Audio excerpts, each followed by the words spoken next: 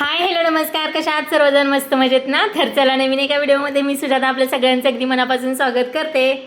तर आज संध्याकाळी मी आणि अर्चना चहा पीत बसलो होतो आणि आमचं चाललेलं पाणीपुरी करायचं की धपाटे करायचे, पाणीपुरी करायचे की धपाटे, असं काहीतरी नियोजन चाललेलं. तर शेवटी मला धपाटेच करूया, जे की आपल्या बागेमध्ये छान अशी पालकची भाजी आली होती. सगळी तोडून वगैरे आणली, स्वच्छ धुवून घेतली, बारीक चिरून घेतली.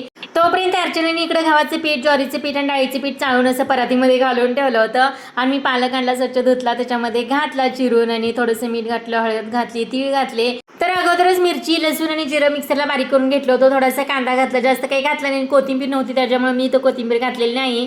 थोडं थोडं पाणी मिळून पाणी घालून त्याच्यामध्ये छान असं गोळा तयार करून घ्यायचा आपल्याला.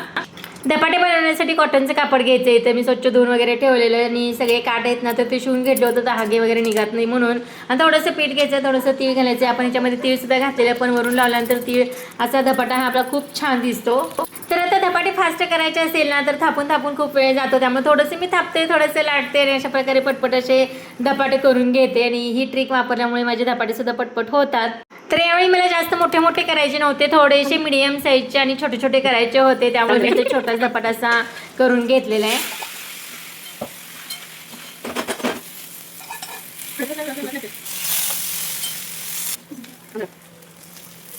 आता धपाटा करताना थोडंसं पाणी वगैरे टाकल्यानंतर, तेल टाकल्यानंतर त्याचा आवाज किती छान येतो बघा, ऐकला असेल. आणि इथे छान असा धपाटा करपूस असं भाजून घेतलेलं आहे आणि एकदम छान होतो. तर अशा पद्धतीने एकदा नक्कीच लाटून थापून असे धपाटे करून पहा. अर्चनाचं पण चाललेलं, तोपर्यंत इकडं भाजी वगैरे करायचं आणि त्याच्यानंतर दही वगैरे घेतलं, छानपैकी एक शूट केली आणि असे पटपट धपाटा करायला घेतला आम्ही दोघींनी मिळून. आणि धपाटा करता करता काय झालं माहिती आहे का, म्हणजे मी धपाटा चांगला केला की अर्चना भाजताना कधीतरी तोडायची.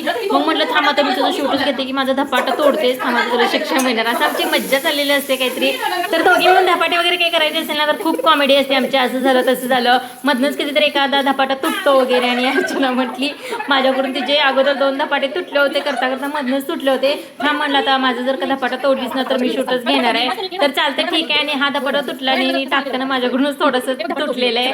आणि छान पैकी म्हणत होता, मी यावेळेस धपाटा चांगला भाजला, तुम्ही तोडला, म्हणजे असं काहीतरी मज्जा करत असतो. आणि गरम गरम असे धपाटे मुलं वगैरे आवडतात, त्यांना देतो खायला. आणि यावेळेस काही जास्त मोठे केलेले, छोटे छोटे केलेले आहेत, पण मस्त झालेले आहेत, भरपूर झालेले आहेत. कॉमेडी करत करत असं मी धपाटे सगळे केलेले आहेत. आणि कधी एवढे सगळे धपाटे करून झाले ते सुद्धा कळलेले नाही.